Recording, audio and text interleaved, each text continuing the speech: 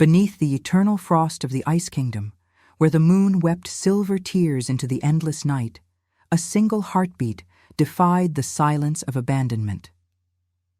Ilara's breath fogged the air like a ghost fleeing her lips, each exhale a fragile rebellion against the biting wind that clawed at her threadbare cloak. The snowdrifts rose like ancient sentinels around her, their white peaks scarred by the relentless gales that howled from the jagged spires of the Frostfang Mountains. She had been cast out at dawn when the pale light barely pierced the perpetual twilight, her pack's howls of disdain echoing behind her like the tolling of a funeral bell. Rejected, unworthy, the Omega who could not shift, whose wolf lay dormant within, a whisper rather than a roar. They had called her a curse upon the bloodline, a blight on the Alpha's legacy. And so the decree had come from the High Council, exile to the barren wastes where only the Forsaken survived, if they survived at all. Her bare feet sank into the powder with every labored step, the cold seeping into her bones like venom, numbing the raw ache of betrayal. The silver locket at her throat, a heirloom from her mother, a delicate chain etched with the crescent moon of the goddess, swung gently against her chest, its surface forever frosted, as if the ice itself claimed it as kin. She clutched it now, fingers trembling, the metal biting into her palm like a promise she could no longer trust. Inside, a faded lock of fur from the wolf her mother had been, before the fever took her, a reminder of what Ilara could never become. The wind whipped her dark hair across her face, carrying the distant cries of ravens, their black wings slicing through the storm like omens of deeper isolation. Hours blurred into an eternity of white desolation. The Ice Kingdom stretched before her, a realm forged in the goddess's indifferent forge. Vast glaciers that gleamed like shattered mirrors under the moon's unblinking gaze. Forests of pine bowed low under burdens of snow, and hidden crevasses that swallowed the unwary whole. Ilara had known its beauty once, from the warmth of the pack's longhouse, where fires crackled and stories of lunar prophecies wove through the night. But now, it was a labyrinth of peril, designed to purge the weak. Her body screamed for rest, but to stop was to invite death's embrace, the freeze that crept from the extremities inward, turning blood to ice in the veins. She stumbled upon a ridge overlooking a frozen river, its surface a vast pane of glass veined with blue shadows. Kneeling, she pressed her hand to the ice, willing some spark of inner fire to melt it, to find water beneath. Nothing. Only the echo of her own pulse, erratic and faint. Tears froze on her lashes as memories surged, the Alpha's cold pronouncement in the great hall, his eyes, once kind in stolen glances, now averted in shame. "You weaken us," he had said, his voice a blade wrapped in duty. The pack had nodded, their sense thick with fear of the encroaching rival clans from the southern thaws who whispered of war and conquest. An Omega who could not fight, could not run as wolf, was no asset. She was liability, a shadow on their strength. The locket warmed slightly against her skin, an illusion born of desperation, or perhaps the faint thrum of the goddess's distant call. Ilara rose, scanning the horizon where the mountains clawed at the stars. Legends spoke of hidden sanctuaries in these wastes, caves warmed by geothermal breaths from the earth's core, where exiles sometimes found solace before the wild claimed them. But hope was a cruel tease here, as fleeting as the aurora's green veils dancing far overhead. A low growl rumbled from the tree line below, a lone wolf perhaps, or something worse. The kingdom's beasts were twisted by the cold, their eyes glowing with hunger. She pressed on, the wind now a living force, shoving her toward a cluster of ice formations that loomed like the ruins of a forgotten temple. Her legs buckled, and she collapsed against one, the rough crystal drawing blood from her cheek. The metallic tang filled her mouth as she bit back a sob. What was strength, if not enduring the unraveling of one's soul? The pack had taught her submission, but exile stripped even that illusion away, leaving only the raw truth. Survival was a solitary war. As dusk deepened into the moon's full dominion, its light bathed the snow in ethereal silver, casting long shadows that danced like specters. Ilara traced the locket's edges, whispering a prayer to the goddess, mother of all wolves, weaver of fates. If I am to fade into this frost, let it be with purpose. The wind answered with a mournful wail, carrying the faint scent of smoke, distant and impossible. Fire in the wastes? Her heart stuttered. Illusion or invitation? She pushed forward, the cold a relentless foe, her spirit a flickering ember against the encroaching night.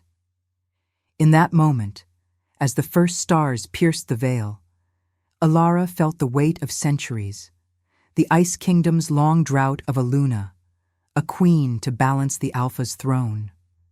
No mate had thawed the frozen heart of its rulers for generations, their lines cursed by hubris and war. She was no savior, only a discarded soul. Yet the locket pulsed once, warm and insistent, as if the moon itself urged her onward. The path twisted into a narrow gorge, walls of ice rising like silent judges. And there, in the gathering shadows, a shape stirred, human, yet etched with the wild's ferocity. But that was a tale for the breaths yet to come, when exile met its unforeseen mirror. For now, the snow claimed her steps, each one a defiant verse in the poem of her unraveling. The shadow in the gorge uncoiled like a secret the night had been hoarding, its form resolving from the swirling mist into the silhouette of a man, or what remained of one. Ilara froze, her pulse a thunder in her ears that drowned the wind's ceaseless dirge. He emerged from the crevice's throat, staggering against the ice wall, his broad shoulders hunched beneath a cloak tattered by thorns and frost. Blood streaked the snow at his feet, dark crimson blooming like forbidden roses against the white, and the air thickened with the coppery scent that twisted her gut. Not just any blood, Alpha's blood, potent and laced with the wild's fury, calling to the dormant wolf within her even as she recoiled. She should have run. The rational spark in her mind screamed it. Flee back into the open wastes, where the cold might claim her swiftly rather than this unknown peril. But her feet rooted, traitors to her fear as his scent washed over her, pine smoke and ancient stone, undercut by the sharp tang of wound fever. It stirred something primal, a thread pulling taut between them, invisible yet insistent, like the moon tugging at the tides. The locket at her throat burned now, truly warm, its metal pulsing against her skin as if alive, syncing with the ragged rhythm of his breaths. He lifted his head, and moonlight carved his features into stark relief. High cheekbones shadowed by a beard flecked with ice, eyes the color of storm clouds, stormy gray pierced by flecks of silver. A scar bisected his left brow, old and silvery, a map of battles long etched into flesh. This was no mere wanderer. His bearing screamed royalty, even broken, the way he held himself, as if the weight of unseen crowns pressed upon him still. King Thorn, she realized with a jolt that stole her breath. The Alpha King of the Ice Kingdom, whispered of in pack tales as the frozen wolf, whose heart had turned to glacier after the betrayal that shattered his line. Rumors said he wandered these borders in exile of his own making, haunted by the ghosts of a war he could not win, his wolf form lost to a curse woven by rival shamans from the southern clans. Their gazes locked, and the world narrowed to that point of contact, his eyes widening fractionally, a flicker of recognition that had nothing to do with names or faces. It was deeper, instinctual, the Omega's pull to the Alpha's void, a magnetic ache that made her knees weaken. Fear coiled in her chest, sharp as the wind's bite, but curiosity bloomed alongside it, warm and treacherous. Why was he here, in this forsaken gorge, bleeding from wounds that wept through his leathers? The southern invaders had pushed their borders, yes, whispers of raids and poisoned treaties, but the king himself felled like a common scout. "You," he rasped, voice gravel over silk, laced with pain that mirrored her own hidden fractures. He took a step, then faltered, one hand clutching his side where crimson seeped between fingers. "What fool Omega dares the wastes alone?" The words stung, a echo of her pack's scorn, yet his tone held no malice, only exhaustion, and beneath it, a wariness that spoke of betrayals deeper than blades. Alara's hand flew to the locket, shielding it instinctively, as if it could ward off the pull drawing her nearer. She wanted to snap back, to claim her exile as armor, but her voice emerged soft, trembling like the first crack in ice. "The same fool who finds a king playing prey to the storm. What curse drives you from your throne, your majesty?" He laughed, a low, bitter sound that dissolved into a cough, flecking his lips with red. The sound carried no joy, only the hollow echo of a man who had stared too long into the abyss. Curse, perhaps, or justice? His eyes roamed her face, lingering on the blood from her cheek, the frost in her hair, and something shifted in his gaze. Pity? Or the first stirrings of that denied bond, the one that whispered of mates in the old lunar rites? He shook his head, denying it even as his body leaned toward her, drawn by the same invisible tether. "Turn back, little one. This path leads only to more ghosts." But she didn't turn. The wind howled louder, as if the goddess herself urged defiance, and the locket thrummed hotter, its crescent etching a faint glow against her palm. Fear warred with the curiosity that had always been her quiet rebellion, the same that made her linger in the longhouse shadows, watching the world she could never fully join. He was broken, like her, a king without his wolf, she an Omega without form. Their pains mirrored, reflecting back in the moonlight that silvered the blood at his feet. A distant uivo pierced the night. Wolves, not of her pack, but wilder, drawn by the scent of weakness. Thorn's head snapped toward the sound, his free hand dropping to the hilt of a dagger at his belt, its blade nicked and stained. "They're coming," he murmured, more to himself than her. "The southern curs. They scented me at the border pass." His eyes met hers again, stormy depths pleading for nothing, yet demanding everything. "Run," they said, "or stay, and share the hunt." Ilara's heart hammered, the connection flaring like a spark on dry tinder, instinct urging her to his side, to press her hand to his wound and will the healing she could never summon in wolf form. But denial crashed in. He was the king who ruled a kingdom that had cast her out, his decrees the chains of duty that bound even the rejected. Curiosity won a fragile victory. She stepped closer, the snow crunching underfoot, her breath mingling with his in the frigid air. "If ghosts are all we have, perhaps we face them together, for one night." He searched her face, the pull between them a living thing, resisted yet undeniable, born of fear's sharp edge and the curiosity that bridged their exiles. The locket warmed further, a silent witness to the moon's weaving, as the howls drew nearer, promising blood and revelation under the indifferent stars. And now, I invite you to leave a trace of your presence in the comments. Tell us where in the world you're watching from, and the exact hour you hear this story. We wish to know how far these northern confessions travel, and at what moments of the night they find you. The howls shattered the fragile truce of the night, a chorus of feral hunger rising from the gorge's shadowed flanks like the goddess's own judgment call. Ilara's instincts surged, pulling her toward Thorn even as terror clawed at her throat, a wild, unspoken command to shield what the moon had drawn into her path. He moved first, swift despite the blood loss that painted his side in glistening streaks, his hand clamping around her wrist with a grip born of iron will and fading strength. The contact seared through her, not just warmth against the frost, but a jolt that echoed in her veins, stirring the dormant wolf she had long mourned as lost. "This way," he growled, voice low and commanding, the alpha's timbre threading through the pain like a blade sheathed in velvet. They plunged deeper into the crevice, the ice walls closing around them like the jaws of some ancient beast, their footsteps muffled by the powder that clung to every surface. The locket bounced against Ilara's chest, its chain a faint chime in the chaos, as if protesting the haste. Behind them, the pack's snarls grew bolder, paws crunching snow in relentless pursuit. Southern wolves, twisted by the thawland's poisons, their eyes aglow with the shaman's curse that turned loyalty to savagery. Thorn had spoken true. They hunted him. The fallen king whose throne they sought to claim, his frozen wolf a trophy to parade before the rival clans.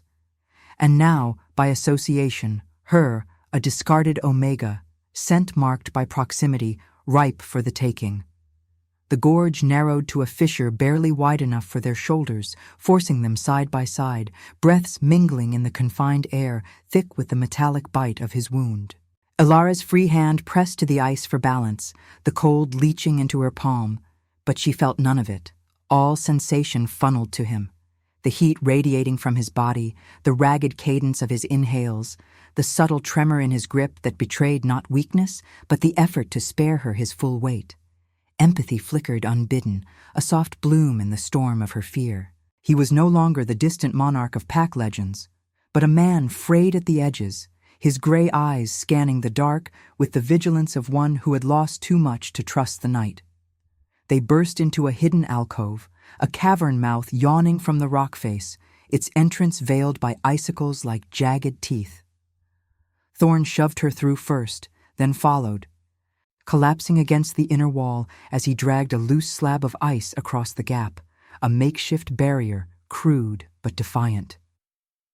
The space beyond was a geothermal whisper in the kingdom's frozen heart, steam rising from fissures in the stone floor, warming the air to a humid haze that beaded on their skin like reluctant tears. Flickers of phosphorescent moss clung to the walls, casting an eerie blue glow that danced across Thorn's face, highlighting the furrow of his brow, the scar that twisted when he winced. No fire here, but the earth's breath offered sanctuary, a rare mercy in the wastes. The howls echoed outside, circling, testing the barrier with probing scratches that sent shards of ice tinkling to the ground. Ilara knelt beside him, her hands hovering uncertainly over his wound, the scent of blood overwhelming now, rich and vital, mingling with the cavern's mineral tang.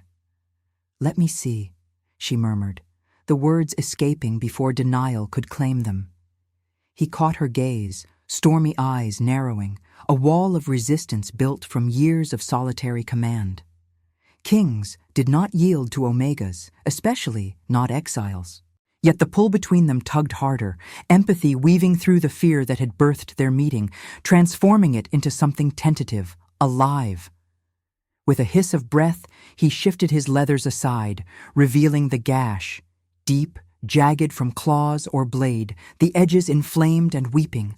Ilara tore a strip from her cloak's hem, the fabric protesting with a rip that mirrored her resolve, and pressed it to the wound. He stiffened, a low rumble vibrating in his chest, not anger, but the wolf's echo, suppressed yet stirring at her touch. The locket swung forward, brushing his skin, and for an instant its warmth seemed to seep into him, easing the taut lines of pain. "Why?" he demanded, voice rough as gravel under boot. "You owe me nothing. Run when they tire. This is my war, not yours." She met his stare, the blue moss light turning her dark eyes to shadowed pools. The cavern's steam curled around them like incense in a lunar rite, softening the edges of their guarded selves. "Because the wastes take enough without us turning on each other," she replied, her fingers steady despite the tremor in her core. Rationalization warred within. This was folly, binding herself to a king whose decrees had exiled souls like hers. Yet curiosity had deepened to something warmer, a bond forged in shared vulnerability, the way his presence quieted the howl of her isolation, as if the goddess had etched their paths to cross not in conquest, but convergence. Empathy bloomed fuller now, sensing the guilt that shadowed him. The fallen Luna of tales past. Betrayed by his own hand in a desperate bid for peace, her death the curse that froze his wolf. He carried it like a second scar, invisible but etched in every guarded glance. The pack outside battered the barrier, a crash of ice splintering, but the slab held, the earth's warmth a silent ally. Thorn's hand covered hers on the makeshift bandage, not to push away, but to still it, a touch that lingered, electric, the connection no longer denied but acknowledged in the silence. "You've a healer's touch," he said softly, the admission costing him, his voice laced with the melancholy of one who had forgotten gentleness. "In a kingdom of blades and frost." Ilara's breath caught, the locket pulsing in rhythm with their joined hands, its crescent a faint glow in the dim.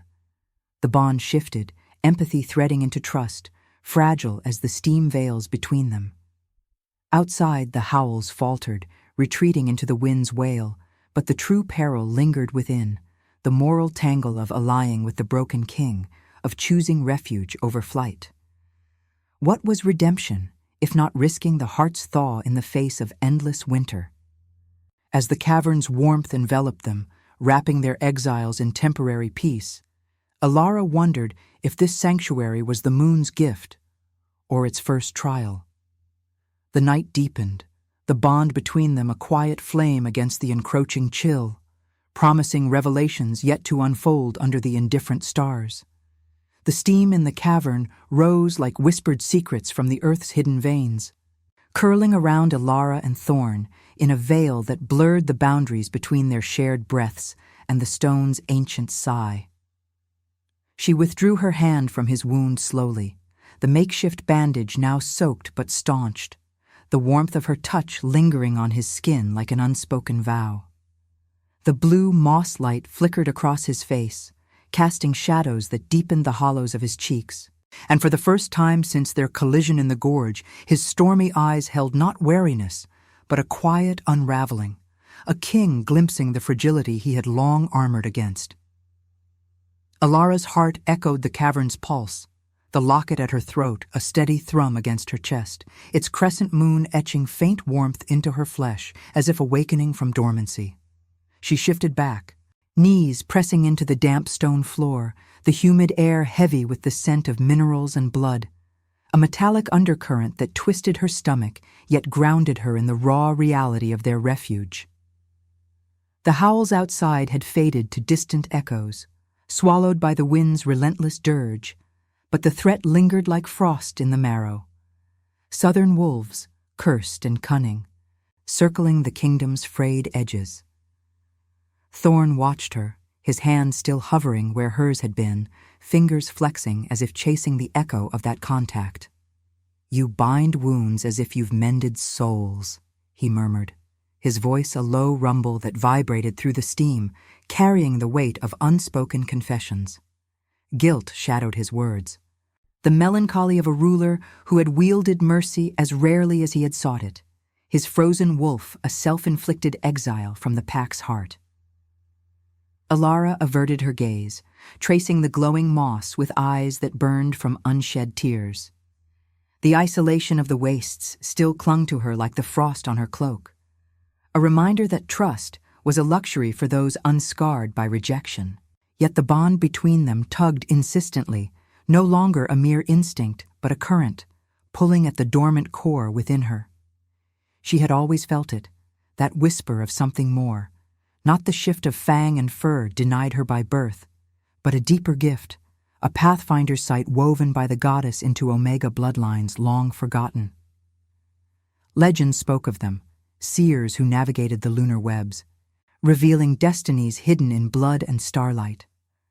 But hers had slumbered, buried under the pack's disdain, dismissed as weakness until this moment, in the earth's warm breath, with a king's pain laid bare. The locket grew hotter, insistent, its chain tightening like a lover's grasp around her neck. Ilara gasped, clutching it, and in that instant, the world fractured. Visions cascaded through her mind, unbidden and vivid. Silver threads of fate unfurling from Thorn's wound, weaving back through time to the betrayal that had cursed him. The fallen Luna, her throat slit in a poisoned treaty, her blood freezing the king's wolf into eternal winter. But the threads did not end there. They extended forward. Luminous paths branching into the Ice Kingdom's frozen heart, where rival alphas gathered in shadowed councils, their claws poised to shatter the throne. And at the center, a convergence, her hand extended not in submission, but in revelation, thawing the glacier that bound his beast. She was the key, the Omega whose touch could melt the curse, not through power seized, but through choice embraced. Redemption's quiet forge. Her vision blurred the cavern's walls, the steam parting to reveal ghostly overlays. The moon's full orb rising over the Frostfang spires, illuminating a battlefield strewn with snow and crimson. Thorn's wolf form breaking free under its light, guided by her unerring sight. The locket pulsed in sync, its surface glowing faintly, projecting ethereal crescents onto the stone. Symbols of the goddess's mark, branding her as Pathfinder, the one born to heal the kingdom's drought of Aluna. Elara's breath hitched, the weight of it crashing down. She, the rejected, the unshifted, held the thread that could weave his fate from despair to dawn. But with it came the dilemma's sharp edge. What price for unveiling destiny? To claim this gift meant binding her exile to his throne, trading freedom for the very duty that had cast her out. Thorn leaned forward, his hand capturing hers again, drawn by the glow that now emanated from the locket, bathing his scar in silver. His eyes widened, the stormy gray clearing to reveal flecks of molten silver, as if her vision echoed into him through their touch. "What sorcery is this?" he whispered, not in fear, but awe laced with the guilt that had hollowed him. The realization dawning that his wandering was no accident, but the moon's deliberate unraveling. He saw it too, fragments of the paths she had glimpsed. His wolf stirring, the curse's ice cracking under her light. The kingdom's salvation hinging on an Omega he had unknowingly doomed through edicts of survival. You're the unraveling I've sought in vain, the goddess's hand marking you for this frozen hell. Elara pulled back, the visions receding like tide from shore, leaving her trembling, the cavern's warmth now a stifling shroud. The locket cooled, its glow fading to a subtle ember. But the truth burned brighter. Her Dom had awakened, not in isolation, but in his presence, binding their wounds into a shared tapestry. Fear coiled anew, not of the southern pack, but of the moral chasm yawning before her. To embrace this was to forgive the kingdom's rejection, to offer redemption to a king whose choices mirrored her pain. Yet denial felt like betrayal of the moon's call, a refusal of the rebirth she had whispered prayers for in the wastes. Thorn's gaze held hers, the bond now a bridge of understanding, his melancholy deepening with the weight of what she represented. Not a prize, but a mirror to his failures, a chance to choose compassion over the throne's cold steel. The steam swirled thicker, carrying the faint scent of impending snow from the gorge beyond, a reminder that refuge was fleeting. Outside, a lone Weevo rose, mournful and probing, as if the wild sensed the shift within. Elara's fingers traced the locket, its crescent a talisman of the revelation that had shattered her solitude. What was destiny, if not the courage to step into its light, even when it demanded the heart's surrender? Thorn reached for her once more, his touch tentative, the Alpha's strength yielding to the Pathfinder's quiet power. In that suspended breath, under the cavern's ethereal glow, the first cracks formed in the ice of their separate exiles, promising not ease, but the profound ache of fates entwined. Subscribe if you believe mercy can crown even the fallen. The cavern's steam thickened into a shroud as dawn's feeble light clawed at the fissure's edge, painting the blue moss in hues of bruised lavender. Elara's pulse thrummed in harmony with the locket's fading glow, its crescent moon now a quiet ember against her skin, as if the goddess had withdrawn her breath to test the fragility of what had been unveiled. Thorn's hand lingered near hers, his touch a bridge suspended over the chasm of their revelations, his frozen wolf stirring in the visions she had shared, her pathfinder's sight illuminating paths he had long deemed lost to ice. Yet the warmth of the earth's breath could not thaw the gathering storm beyond. The southern howls had returned, no longer scattered echoes, but a deliberate siege, their snarls vibrating through the stone like the kingdom's fractured heartbeat. She rose, the damp floor clinging to her knees, and peered through a crack in the ice slab. Shadows writhed in the gorge below, a pack of 20 strong, their fur matted with thawland grime, eyes burning with the shaman's curse, unnatural red, promising not just death, but dominion. At their forefront loomed the rival Alpha, Kale, his form a hulking silhouette of scarred muscle and iron-gray pelt half-shifted, a traitor forged in the fires of old alliances. Whispers from the pack's fringes had reached even Ilara's exiled ears. Kale, once Thorn's sworn brother, had bartered the fallen Luna's life for southern favor. His blade, the one that spilled her blood in that poisoned rite. Now he led the invasion, his ambition of venom seeping into the Ice Kingdom's veins, aiming to claim the throne by shattering its last guardian. Thorn staggered to his feet beside her, the bandage at his side darkening anew, but his stance straightened with the resolve of a king cornered. Not broken, but forged sharper in adversity. "They've come for the kill," he murmured, his voice a low growl laced with the melancholy that had shadowed him since the curse took his wolf. Guilt flickered in his stormy eyes, the weight of that ancient betrayal mirroring the fresh wound of her own rejection. He had enforced the edicts that cast her out, prioritizing the pack's survival over the weak, just as Kale had sacrificed loyalty for power. The air between them crackled with the bond's insistence, her touch the key to thawing his beast, yet it demanded a reckoning, one that pitted her freedom against the throne's call, forgiveness against the war that had scarred them both. The slab shuddered under a battering ram of ice and claw, shards raining down like brittle stars. Ilara's hand flew to the locket, its warmth surging as visions flickered at the edges of her sight, threads of fate splintering into chaos if Kale prevailed, the kingdom's glaciers cracking under foreign rule, Thorn's form dissolving into eternal frost.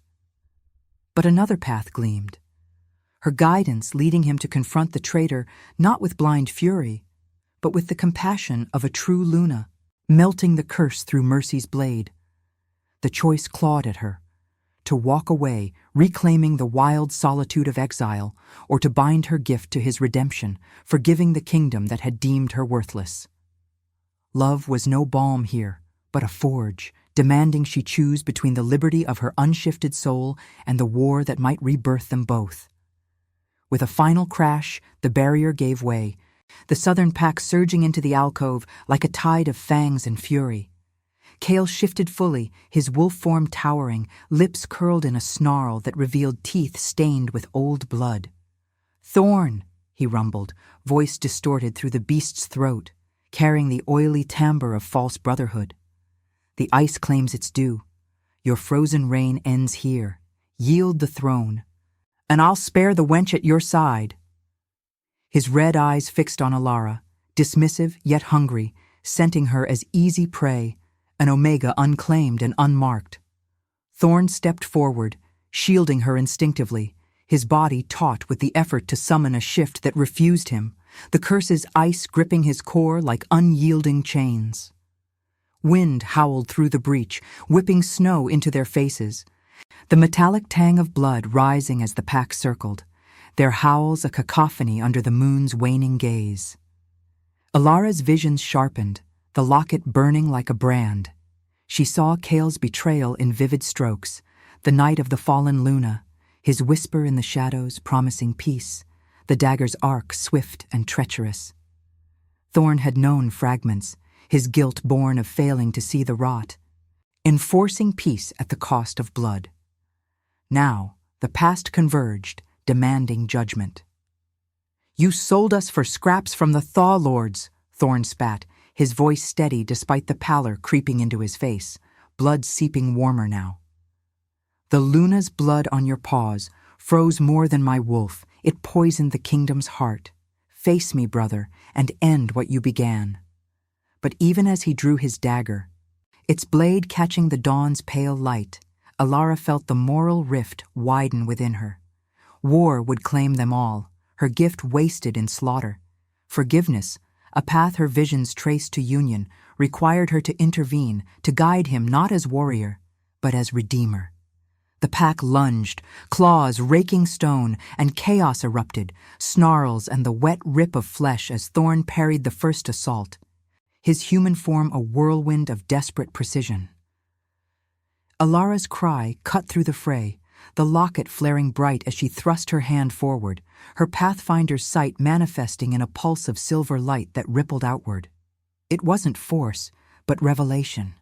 Illusions shattered, showing the pack Kale's truth, their shaman's curse binding them like puppets, his ambition dooming them to endless thaw-land servitude.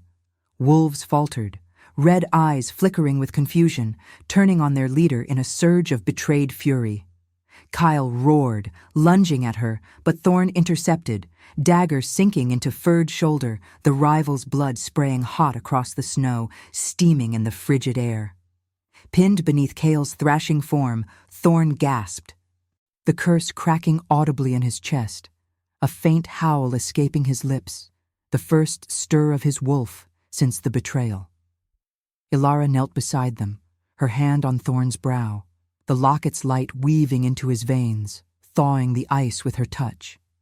"Mercy," she whispered, the word a blade sharper than steel, her choice sealing the bond.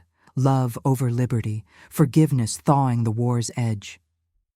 Kale's eyes met hers, red fading to gray, the traitor's snarl twisting into a plea as the pack closed in, their judgment swift and visceral. The rival fell, blood pooling dark and final, the wind carrying his last breath away like a confessional sigh.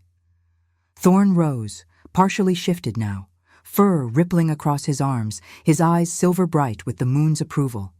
But Alara stepped back, the locket cooling, her heart a storm of triumph and loss. She had chosen redemption, binding her fate to his, yet the dilemma lingered. Was this rebirth, or merely another chain? The pack, hers no longer, yet drawn by the light, circled warily, the kingdom's fractures exposed under the rising sun. Thorn reached for her, his touch a question, the air heavy with the scent of blood and possibility. In that suspended moment, as snow began to fall anew, Alara wondered if true freedom lay in the choice itself or in the forgiveness that demanded everything. The path ahead gleamed with peril and promise, a moral forge where love proved not salvation, but the hardest trial of all. The snow fell in silent benediction, each flake a fragment of the moon's shattered light, veiling the gorge in a hush that swallowed the echoes of snarls and dying breaths. Alara stood amid the crimson-streaked powder, her cloak torn and blood-flecked, not her own, but the spilled life of the fallen rival, Kale's form limp and steaming where Thorn's dagger had found its mark. The southern pack, freed from the shaman's crimson haze by her pathfinder's revelation, milled uneasily at the alcove's edge, their eyes no longer feral red, but the wary gray of wolves tasting uncertainty. The wind whispered through the fissures, carrying the faint, acrid scent of thawing ice and iron-tanged blood, a perfume of endings and uncertain dawns. Her locket rested heavy against her chest, its crescent moon now a subdued glow, as if the goddess had expended her fire in the night's forge, leaving only the embers for what came next. Thorn's hand extended toward her, half human, half beast, fur receding like mist under sun along his arm, his stormy eyes alight with silver flecks that mirrored the locket's faint pulse. The curse's grip had fractured, his wolf stirring within, a low rumble vibrating through his frame, no longer frozen, but awakening in jagged throes. He had risen from the fray not as conqueror, but as one reborn through her intervention, the mercy she had invoked a blade that cleaved not just Kale's ambition, but the ice encasing his soul. Yet victory tasted of ash on Ilara's tongue. The pack's gaze upon her was a weight, their sense mingling suspicion and awe. Remnants of the kingdom that had branded her unworthy now circling the very light that had unraveled their chains. She had chosen union over solitude, forgiveness weaving through the war's red threads. But the cost gnawed at her core, a moral ache deeper than the cold that clawed at her exposed skin. He stepped closer, the snow crunching softly under his boots, his breath visible in plumes that danced with hers in the chill air. The dawn's light crept higher, gilding the Frostfang's spires in pale gold, illuminating the scars on his face, the old one across his brow, and the fresh welts from the night's savagery. "Ilara," he said, her name a prayer on his lips, laced with the melancholy that had defined him. The king who had lost a Luna to betrayal, only to find redemption in an Omega's touch. His fingers brushed hers, tentative, electric, the bond between them now a living vein of silver light, pulsing in time with the locket's warmth. It seeped into her, not as dominance, but as shared vulnerability. His guilt for the edicts that exiled her, her fear that this union was but another rejection's shadow, cloaked in destiny's guise. She did not pull away, though the instinct surged like wind through pines.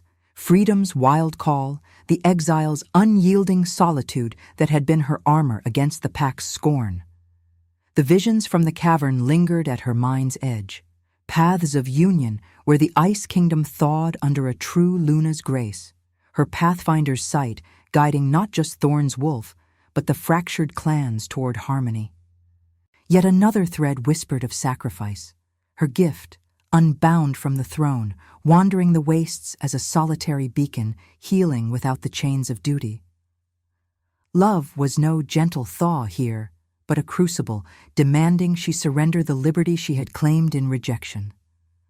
What was rebirth, if not the death of self for the greater weave? The pack shifted, a low weevo rising from their ranks, not threat, but query, their alpha-less forms drawn to the emerging strength in Thorn, and through him, to her. Ilara's gaze lifted to the moon, now a waning sickle fading into the sky's vast indifference, its light refracting off the snow in prismatic veils. The locket burned briefly, a final surge, projecting a crescent onto Thorn's palm as their hands clasped fully, the symbol sealing her choice. "I see it," she whispered, voice steady amid the inner tempest, her dark eyes locking with his. The paths ahead, war's echo in every shadow, or the slow melt of mercy. You've carried your wound as I carried mine, guilt's frost, rejection's bite. But the goddess did not mark us for endless winter. Her words wove philosophy into the moment's raw texture, the wind tugging at her hair like insistent fingers, the cold seeping into her bones, yet yielding to the inner fire her gift had kindled. Empathy had bound them in the refuge, revelation had armed them in judgment. Now, union demanded the ultimate proof, sacrifice of pride, of the solitary heart. Thorn's free hand cupped her cheek, thumb tracing the dried blood from her earlier fall, his touch a balm that stirred the dormant wolf within her, not to shift, but to affirm. She was whole, unshifted, yet vital, the Luna the kingdom had awaited for centuries. "Then walk with me," he murmured, his voice a rumble of thawing stone, guilt yielding to hope's fragile bloom. Not as subject, but as equal, the one who melted what no blade could. The throne is no cage, but a hearth we rebuild together. The pack drew nearer, their howls softening to a harmonious chorus under the rising sun, the air alive with the scent of pine resin cracking free from icebound boughs, a sensory herald of renewal. Ilara nodded, the choice settling like snow's gentle weight, not erasure of her pain, but its transmutation into strength. She stepped into his embrace, the locket pressing between them, its warmth a bridge from exile to rebirth. The southern invaders lay broken, their threat dissolved in blood and truth. But the kingdom's deeper fractures remained, rival clans at the borders, the pack's lingering distrust of an unshifted Luna. Yet in this union, redemption flowered, not as reward, but as the hard-won proof of love's redemptive fire. Thorn's wolf fully emerged then, a magnificent form of white fur and silver eyes, nuzzling her side with a gentleness that belied its power, the curse shattered under her touch. She mounted his back, the pack falling in around them, a procession weaving through the gorge toward the Ice Kingdom's heart, the castle of glaciers now aglow with dawn's promise. As they crested the ridge, the wind carried distant weavos of allegiance, the moon's echo in the day's light. Ilara's hand rested on the locket, feeling the pulse of fates entwined, the moral forge complete. Compassion over power, union over isolation. The kingdom stirred below, its eternal frost yielding to the subtle thaw of a Luna's grace, her touch the key that had melted not just a frozen wolf, but centuries of drought. In that ascent, under the vast northern sky, Ilara knew true strength lay not in the roar of the beast, but in the quiet choice to heal what was broken, proving that every rejection could birth a destiny, every wound a crown of light. If your heart beat alongside ours, like, comment, and subscribe, because every soul that joins our moon keeps the flame of redemption alive.